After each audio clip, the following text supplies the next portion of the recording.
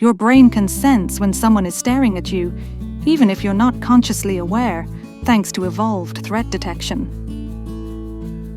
Smiling, even when forced, can lift your mood thanks to the brain's feedback from facial muscles, known as the facial feedback hypothesis. People are more creative when they're slightly tired, because the brain is less inhibited and more open to unusual ideas. The brain treats social pain, like rejection, similarly to physical pain, which is why breakups and exclusion feel so raw. Humans are naturally drawn to novelty, making us seek out new experiences, people, and environments for dopamine-driven excitement. Touch increases bonding and trust. Even small gestures like a pat on the back or a handshake can strengthen social connections. Music impacts mood deeply, with brain scans showing that certain melodies can trigger the same pleasure centers as food or sex. Eye contact increases trust, but too much eye contact can feel threatening or uncomfortable, depending on the context. We create mental shortcuts, heuristics, to make fast decisions, but these shortcuts often lead to biases and flawed judgments. People lie more often than they think, with small, harmless lies, like white lies, happening several times a day to smooth social interactions.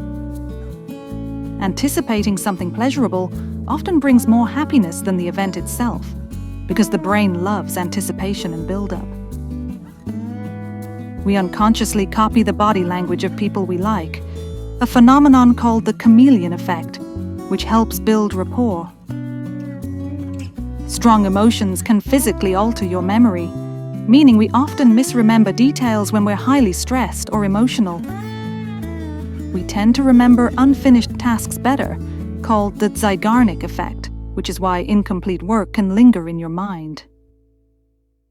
We judge others more harshly on moral failings than skill failings, reflecting our deep-rooted social instincts about trustworthiness.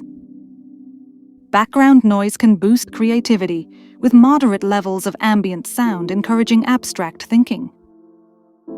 We find symmetrical faces more attractive, as symmetry is subconsciously linked to health and genetic fitness.